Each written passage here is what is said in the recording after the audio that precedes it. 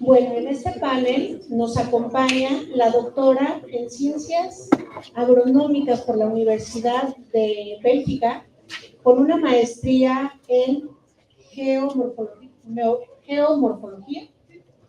Ella es investigadora titular en el Centro de Investigación en Ciencias de Información Geoespacial en la Ciudad de México. Es la doctora Elena Kotler. Y también nos acompaña en este panel Ronald Sawyer. Él cuenta con más de 40 años de trayectoria internacional en asuntos de agua y saneamiento, brindando apoyo técnico, fortalecimiento institucional y capacitación participativa en América Latina, África y Asia. En los años 80 fue el consultor principal del proyecto global del PNUD, promoviendo y fortaleciendo el papel de las mujeres en programas de agua, saneamiento e higiene. Le cedo la palabra a la doctora. Buenos días, muchas gracias por estar aquí, a todos, y pues gracias a los organizadores por dar voz a esta convocatoria y a este documento.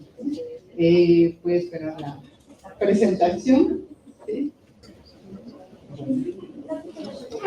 Les platico un poco, bueno, lo que me pidieron que hablase, sí es gestión de cuencas en el contexto del cambio climático, pero sobre todo gestión del agua en la cuenca, ¿no? Como doctora René González decía, pues finalmente el agua, el ciclo hidrológico terrestre es lo que a nosotros finalmente nos importa mucho, la parte de infiltración y de recarga, y eso se da en los ecosistemas terrestres, y eso se entiende en el contexto de una cuenca, ¿no? Entonces yo lo que primero quisiera enseñarles es un poco rápidamente lo que es una dinámica de la cuenca. A veces cuando uno habla de cuenca creen que es agua, y no, el agua y la cuenca son dos cosas distintas.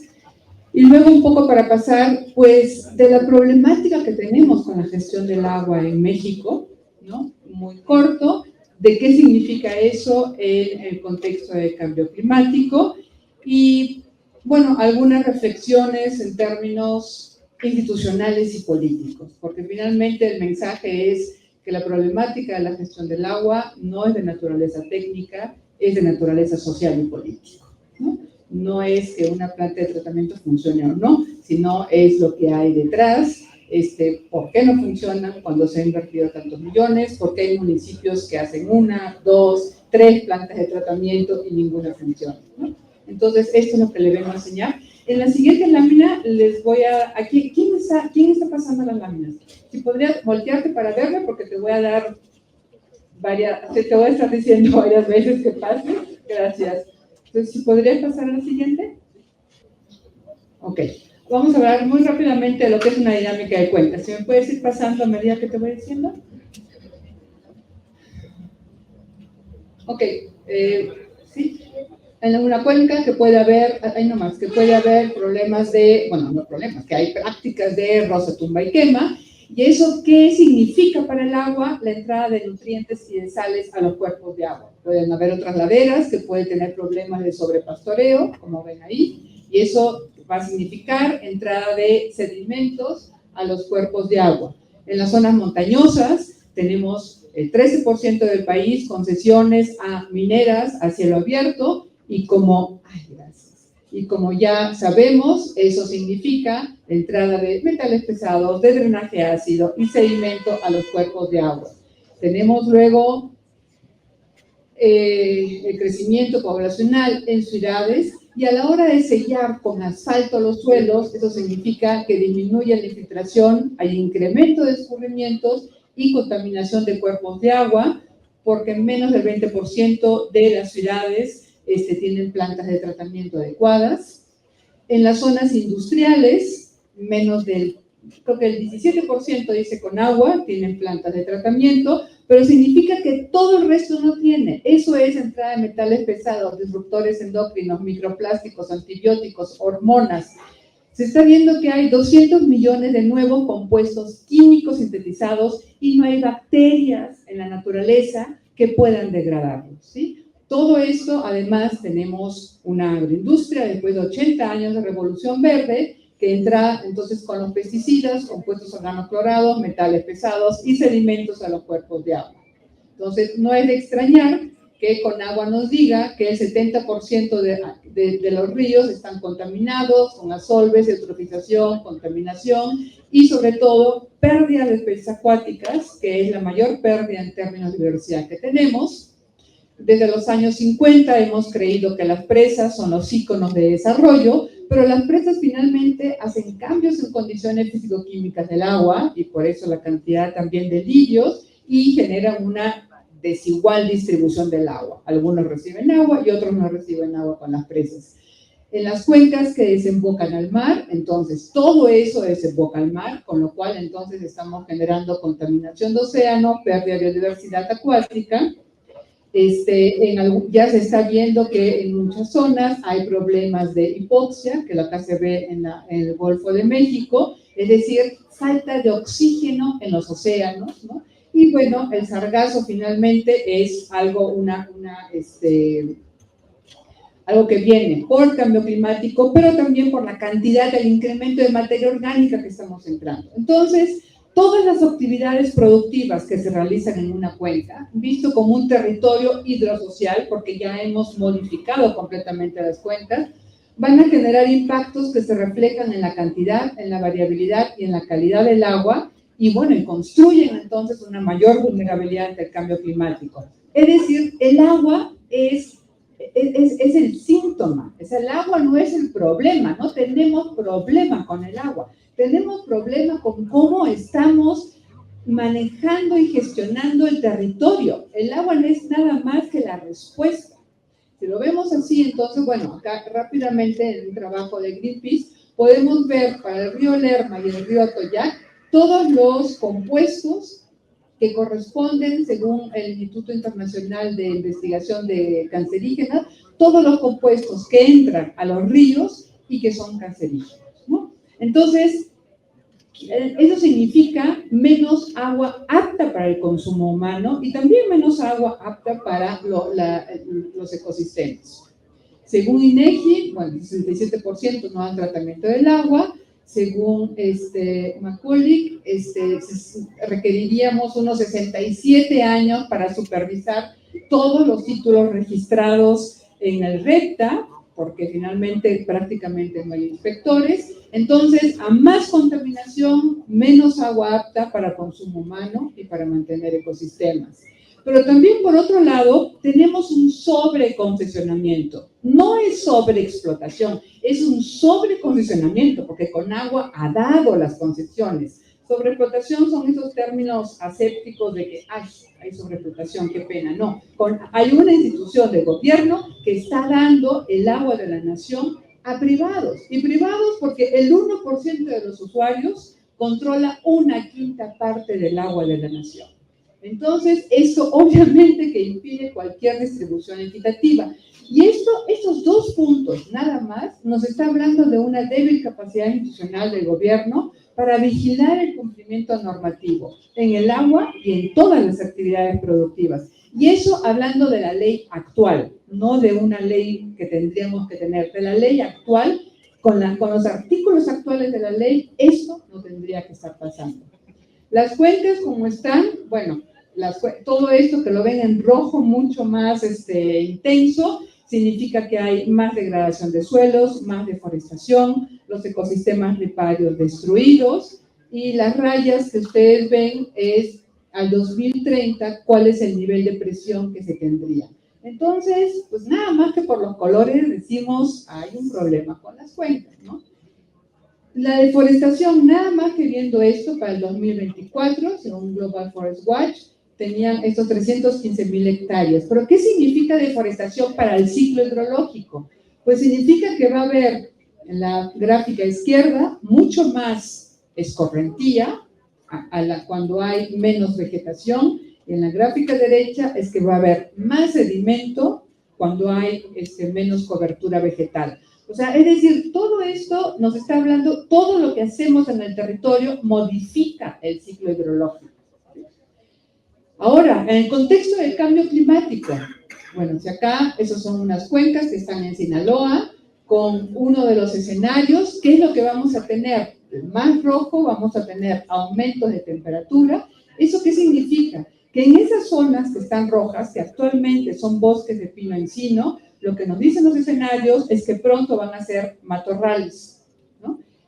Eso significa una vegetación que va a producir menos biomasa. Eso significa que van a tener suelos con menos materia orgánica. Eso significa entonces que va a haber menos retención de agua y más escurrimientos. Y eso significa que esos escurrimientos van a venir a la parte baja de la cuenca, escurrimientos que van a inundar, y finalmente toda la parte baja, que es agrícola, no se va a poder mantener porque se va a inundar. Entonces, esa es la importancia de estar viendo, entendiendo el cambio climático y entendiendo el ciclo hidrológico en las cuencas, ¿no? ¿Y cómo ha cambiado las demandas de la población y las preocupaciones de la gente? Si ustedes ven, en 1990, bueno, había mucha más preocupación por la infraestructura. Luego, en el 2000, había más preocupación cómo se estaba distribuyendo y cómo se estaba usando el agua. Y ya en el 2010, la gestión de riesgo comienza a empezar. Es un trabajo de clúster, pero si veríamos ahora el 2020, bueno, realmente la parte de la gestión de riesgos cada vez debe aumentar más, pues por el desastre climático que estamos generando, ¿no?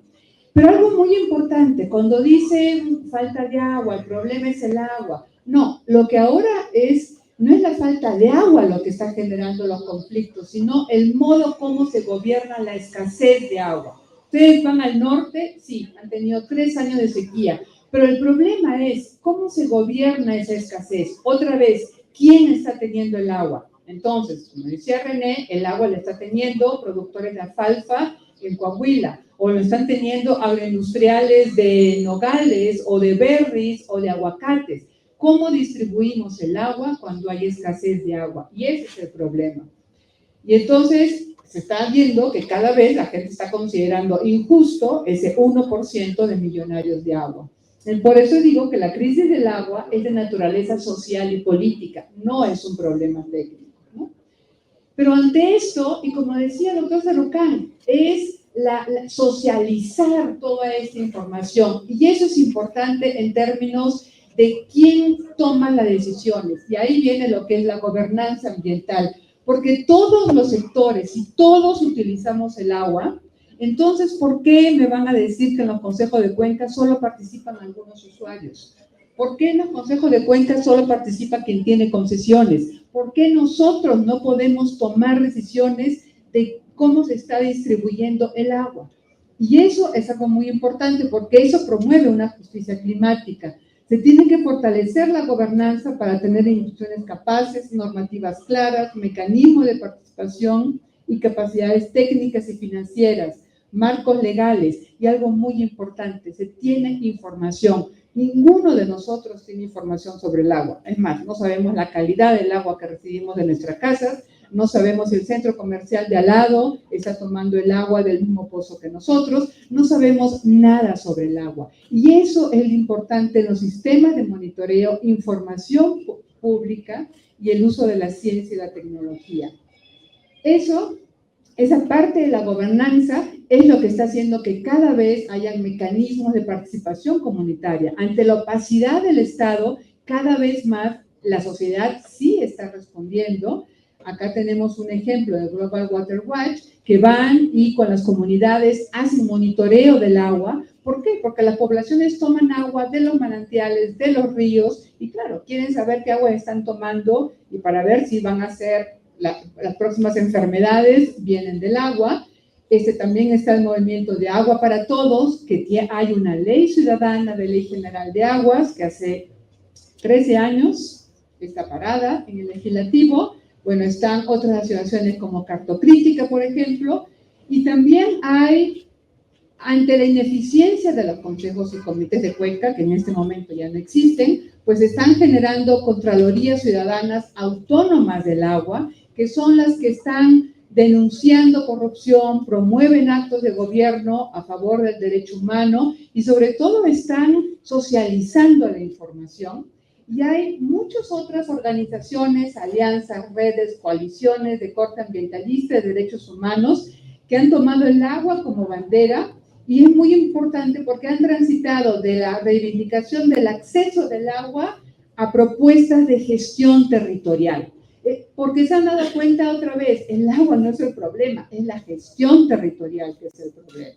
Y para terminar, entonces, vemos que el agua permea todas las actividades productivas y los ecosistemas, no es un sector aislado. Ahí hemos tenido un grave problema de hace muchas décadas de querer planear y gestionar el agua divorciado de lo que es la gestión del territorio, y por eso estamos así. Es necesario legislar una nueva ley general de agua con derecho humano. Vamos a ver ahora con nuestro nuevo sistema judicial, si trabaja en favor, pero también hay que fortalecer todas las regulaciones de actividades productivas. Ha habido modificaciones de la ley minera, pero no hay reglamento de la ley minera. Tampoco hay regulación de los agroquímicos. Entonces teníamos, según el doctor Fernando Bejarano, creo que más de 800 productos de agroquímicos, de pesticidas, que no están aceptados en ninguna otra parte del mundo, pero que nosotros lo usamos. Y esos son compuestos que están en la naturaleza y que no hay planta de tratamiento que la vaya a poder tratar, ¿no?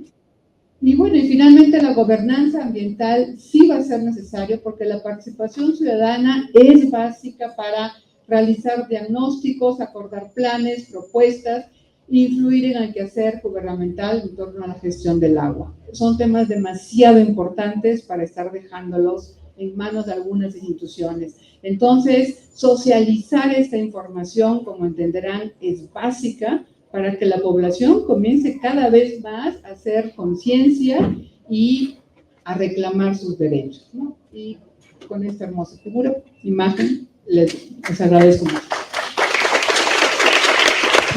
Y le cedemos la palabra a Ronald Sawyer.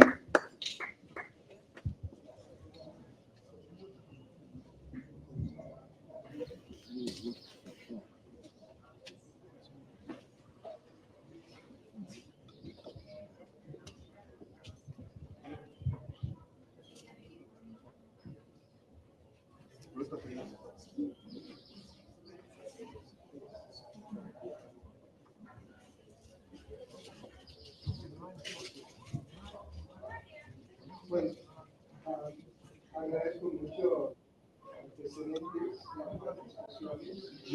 discusiones.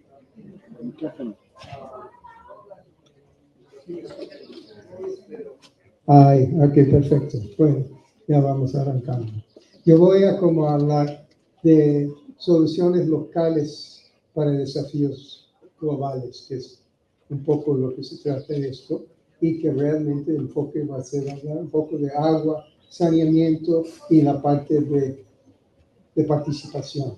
Quien participa, participó en unas cosas importantes ahí. Entonces, bueno, el acceso al agua ha sido históricamente desigual, con una distribución influenciada por factores sociales, económicas, de clase, dejando a comunidades vulnerables en condiciones desventajas, ¿no? En este caso es interesante porque son comunidades periurbanas y que se ve que realmente pues la falta de agua. Sí, voy a hacer una pregunta nada más de paso ahorita. ¿Cuántos de ustedes tienen algún sistema de captación de agua de lluvia? En el origen de esta realidad histórica aún existe aplicando la salud y también hay un contraste obvio en el primero. Yendo allá, también es interesante quién está recogiendo el agua, una mujer a nivel doméstico, en muchas cosas, las mujeres, los papeles han sido muy importantes, siempre en términos de agua, saneamiento, salud. Y el otro, pues, hay mucha agua, no sabemos quién, a veces es porque todos tienen mucha agua, pero yo vivo en Atlán y ahí en el Valle de Atongo, donde hay gente de lugares muy grandes y problemas de desperdicio en la cantidad de agua que mal usaban, ¿no? O por lo menos que si vives en una comunidad rural arribita, lo que pagas por una pipa es que si te llega, ¿no? pero ahí tienen una cultura del agua, captan lo que pueden para sobrevivir. El cambio climático ha intensificado esta inequidad, agravando la escasez de agua, afectando cultivos, salud, resiliencia y especialmente en este caso zonas rurales que ya vimos en la presentación anterior. Ahí el problema del agua, pero también de alimentos, que es muy importante también, la sobrevivencia y la economía que puede generar, y si hay sequía, los campesinos realmente no pueden. Entonces hoy el cambio climático acelera estas desigualdades. Las comunidades rurales con menos infraestructura pagan el precio más alto. Vemos cómo la crisis de agua afecta a los cultivos, la nutrición y la resiliencia. Ya vimos otro mapa anterior, pero realmente entonces el rojo es a donde hay sequía, pero terrible, ¿no? Y en México cada vez es peor. El amarillo también. Según el mapa, los de gris, no hay una sequía, pero ya estamos dudando de eso también. Es necesario un enfoque integral y holístico que reconozca los ciclos naturales y las conexiones entre agua, saneamiento, higiene, seguridad alimentaria y el entorno. El entorno incluye especialmente también las cuencas, etcétera, ¿no?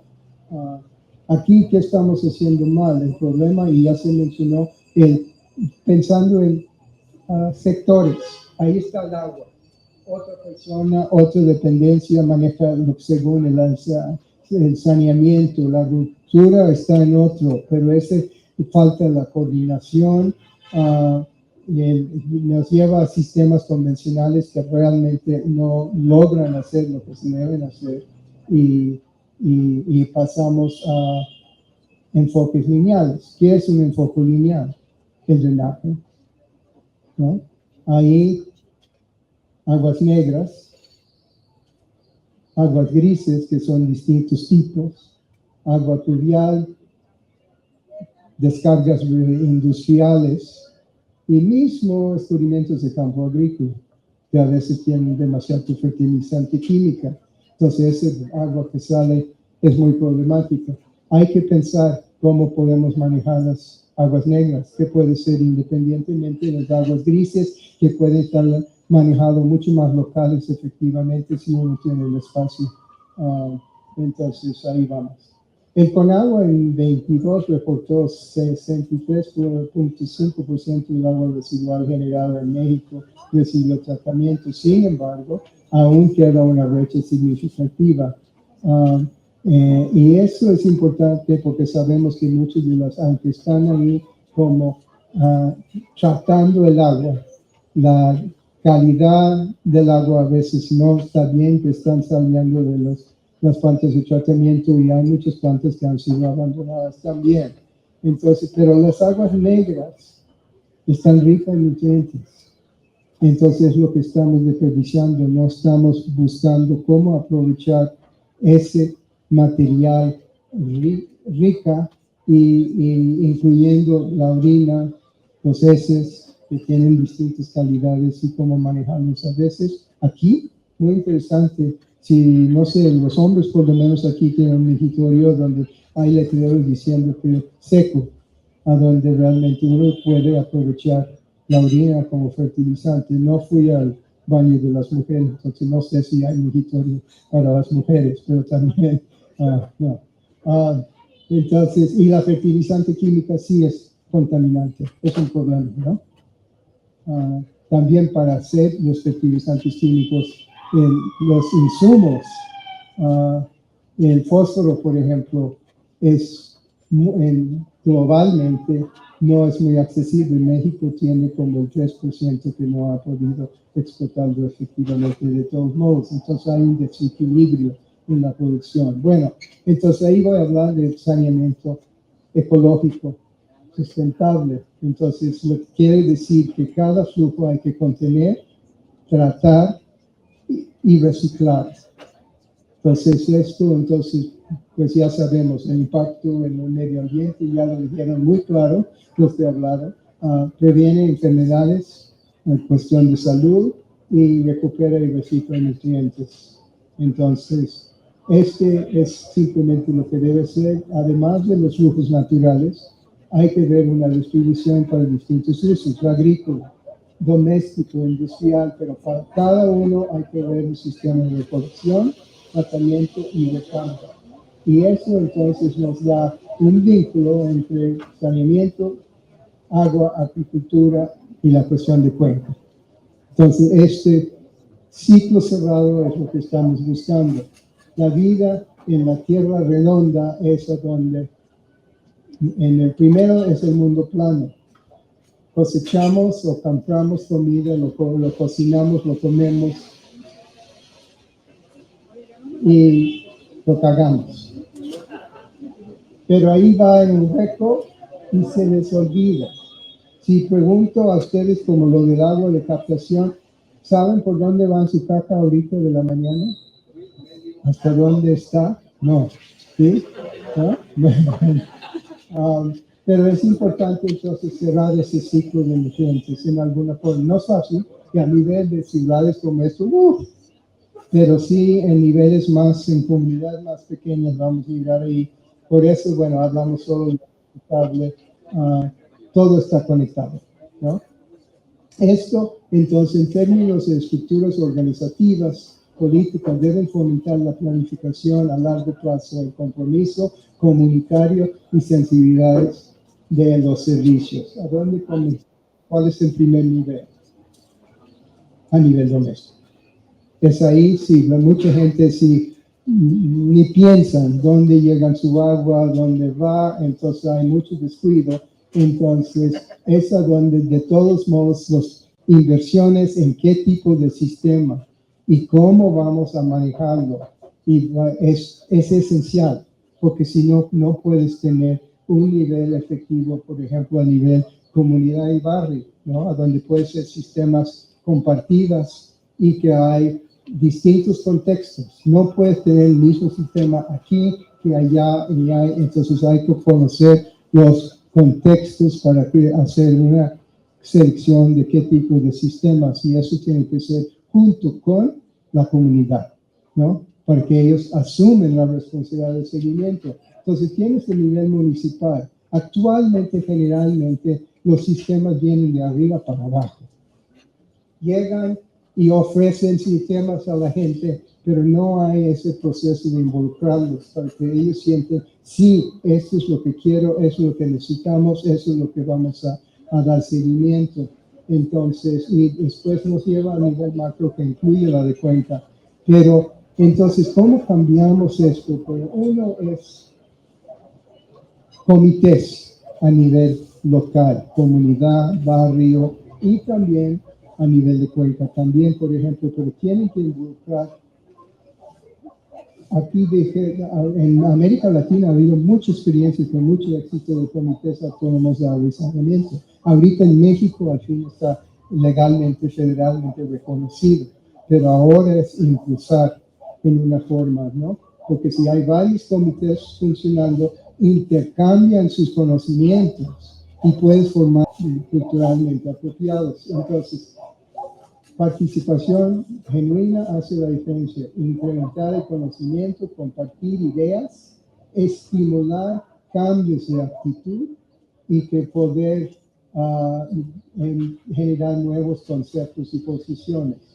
El grupo será combinado las dos estrategias. De uno, la metodología participativa, pero ahí ir desarrollando los sistemas y tecnologías que son apropiados, ¿no?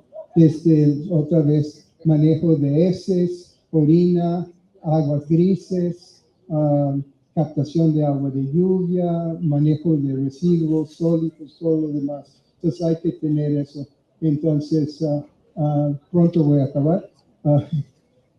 ¿Dónde hemos aplicado la metodología? Pues realmente se ve muy claro mucho en América Latina, pero también en África ha sido unas experiencias estupendas en términos del trabajo allá en distintos como lugares y culturas, y un poco en Asia también, y lo que sí ha sido en colaboración con grupos locales, con organizaciones de sociedad civil, con varias instituciones de Naciones Unidas, y del Banco Mundial y el Banco Interamericano también.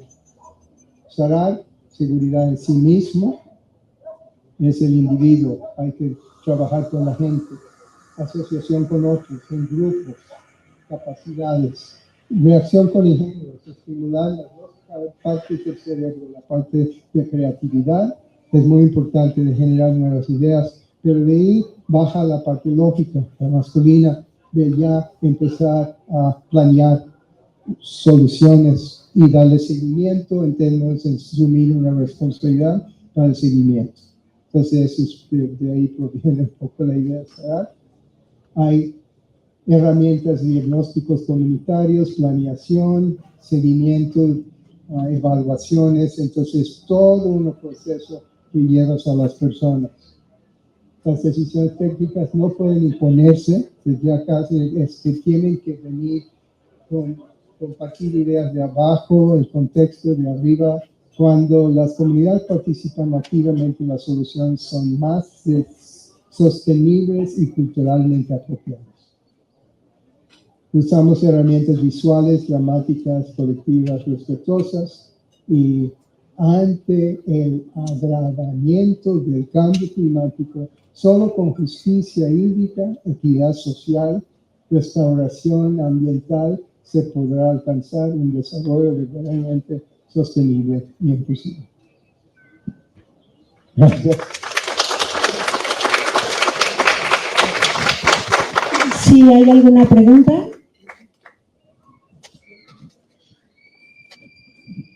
Buenos días. Simplemente, ¿por qué no se proponen mamparas ecológicas en todos los jardines, en todos los prados que hay en la ciudad, con objeto de que la gente ahí pueda hacer su micción, se abone, o sea, se abone esas plantas y no se le lleven a uno al torito?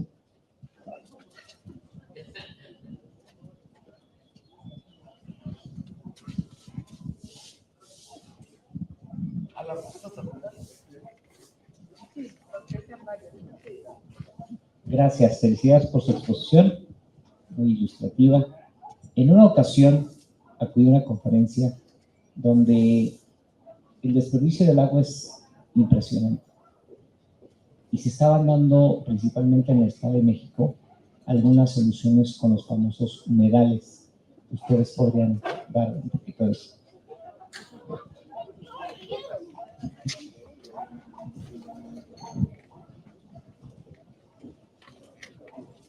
Muy buenos días. Muchísimas gracias por compartirnos sus conocimientos acerca del tema. Mi pregunta es básicamente, ¿qué estrategias han utilizado ustedes para transferir estos conocimientos hacia zonas o comunidades muy pobres, ¿no? Como en África, como el doctor, que también tenemos en México, y que pareciera que como ellos están más cerca de los bosques y de la naturaleza y tienen el agua, no requieren de esta información? ¿Cómo le hacen para transferir esa información a estas comunidades? ¿Cómo se acercan a ellas? Porque, bueno, en mi caso particular, estoy empezando a trabajar con una comunidad muy pobre en Yucuquín y Ocampo, Tezatlán, Oaxaca. La problemática que ellos tienen, doctora, con el agua, es que hay, ellos se rigen por usos y costumbres. Entonces hay unos líderes en la comunidad que tienen el lago donde genera el agua en su propiedad. Entonces ellos dicen que es de su propiedad y que se la venden a las personas de la comunidad.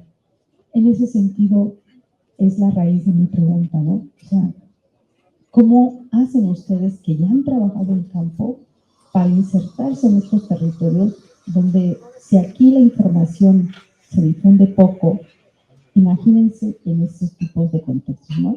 Y en el lado del trabajo de investigación que trabaja el doctor, también tenemos un reto con esta comunidad. Ellos tienen prácticas por falta de infraestructura, porque no tienen drenaje, no tienen sistema de separación de basura. Entonces ellos queman basura en sus bosques, en los límites de sus bosques y áreas agrícolas, queman su basura, toda revuelta, toda. Y apenas el 12 de abril se generó un incendio forestal muy fuerte con 5.700 hectáreas de bosque de pino encino que terminaron devastadas, ¿no? Entonces, pues esa es la profundidad de mi pregunta. Muchísimas gracias.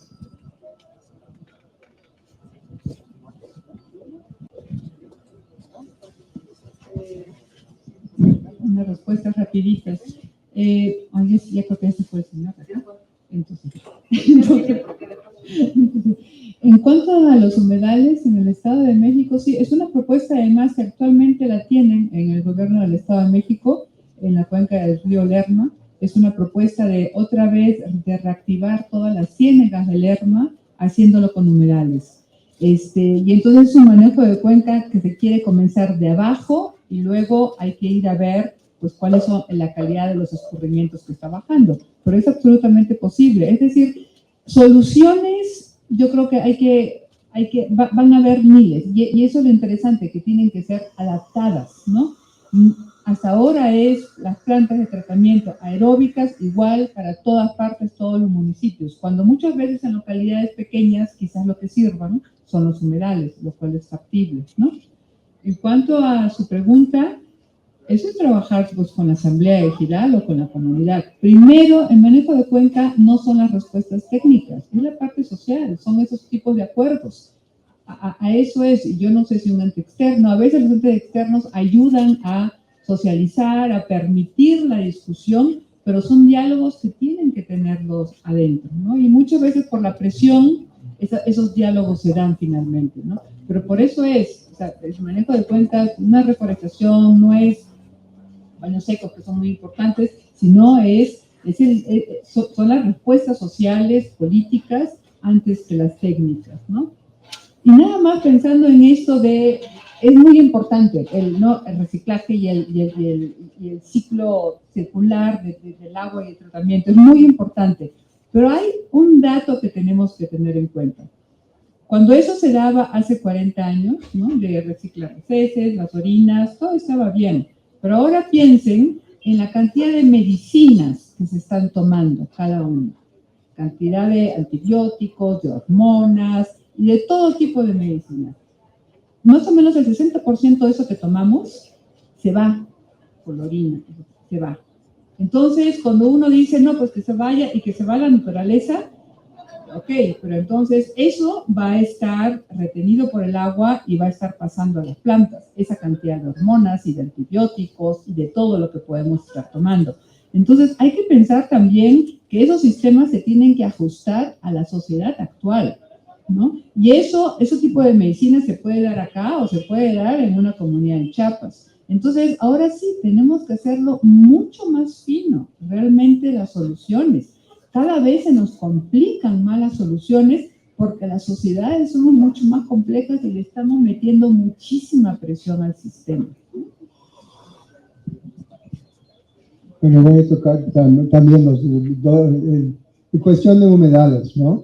Creo que humedales realmente hay mucha posibilidad, ha habido buenas experiencias con humedales, pero también hay que ver un reconocimiento de los municipios o los gobiernos o no. Tuvimos un proyecto hace tiempo junto con el Instituto Medio Ambiente de Estocolmo, el PNUD y ahí el Teposeco. Fue cuando era el municipio libre de Tepoztlán y que realmente estábamos apenas en Pueblos Mágicos. Llegaron y echaron un drenaje en el centro del pueblo, pensando creo que el turismo y otras cosas, pero no hubo tratamiento. Ya llegaba abajo a una fosa que hicieron y encontraba su camino al río. Entonces fuimos como revisando con el INTA y otra gente especiales, logramos enviar alguien del gobierno municipal a Nicaragua, donde había unas buenas experiencias de humedales. Entonces estamos ya identificando lugares para poder poner humedales en ese flujo que venía del pueblo y de repente, boom, apareció una planta de tratamiento financiado federalmente a través del Estado, y fue el que, ¿no? Entonces de repente se paró todo este proceso que fue, ¿no? Y entonces eso, pero la otra vez afortunadamente tenemos un gobierno municipal con una visión y estamos volviendo a ver posibilidades. Hay una colega aquí, Jare, que en Texcoco hace poco, realmente un trabajo importante también con humedales, se trabaja en distintos lugares. Yo creo que sí hay que aprovechar y buscar espacios para humedales. Y en términos de lo que estaba diciendo, que comunidades muy pobres donde hay como conflictos y con qué hacer, una de las cosas que no se ha mencionado y creo que es importante es que pensar en los jóvenes, porque realmente otra vez este proyecto de Proseco tuvimos un diplomado abierto al público y vino un grupo de jóvenes recién saliendo de la prepa y realmente como se despertaron en una forma muy interesante y que entonces cuando trabajamos con ciertas comunidades, especialmente en la Cuenca Alta, pero otros también que realmente fueron un enlace muy importante con la comunidad y después de muchos años sigue siendo muy activistas con la visión de cuenca integral, de manejo de distintos como sustancias, ¿no? Para cerrar ciclos, etcétera, etcétera. Entonces, y también en otro, ha sido en otros lugares, podría mencionar otros, pero los jóvenes a veces es como, igual que las mujeres, donde eso ya va cambiando, pero aprovechar porque creo que se pueden involucrar y ahí y pueden dar seguimiento a largo plazo de esa visión, ¿no? Sí creo que lo que mencionó ahí de cuestiones que estamos desechando, pero entonces ahí todo incluir la salud, porque a veces lo que estamos tomando son cosas que realmente son dañinas, entonces estamos, pero bueno, entonces esos serían mis comentarios, pero creo que en comunidades muy pobres hemos trabajado en muchos lugares y que realmente ahí hay cambios, hay un grupo, bueno, en Oaxaca, trabajamos en la Sierra Sur de Oaxaca en un tiempo y realmente hay un grupo de jóvenes ahí que formaron, se fueron ¿no? Estudiar un poco universitario, regresaron, se llama Agustín, y han sido, son súper, ¿no? Trabajando en toda la zona. Luego platicamos. Gracias, muchísimas gracias. Pues qué bien poder empezar con este gran tema, ¿no? Con la A del agua y la conexión con la biodiversidad, con la importancia de cuidar el territorio, la conexión que tiene con nuestra salud y con el cuidado del medio ambiente y pues con nuestra casa biológica. Les agradezco muchísimo, doctora Kotler. Roland, muchísimas gracias. Pues hubo una doctora del INTA que no sabes qué pasó. ¿Quiere comentar algo? ¿Qué pasó con los digitales? Ya le contestó. Ya le contestó. Bueno, vamos a dar un descansito de unos minutos. ¿Quiere comentar algo, doctora? ¿No? Okay. Vamos a dar unos minutos para arrancar el panel de las 11. Entonces, si quieren, gustan ir al baño por café, agua, adelante y regresamos a las 11 en punto.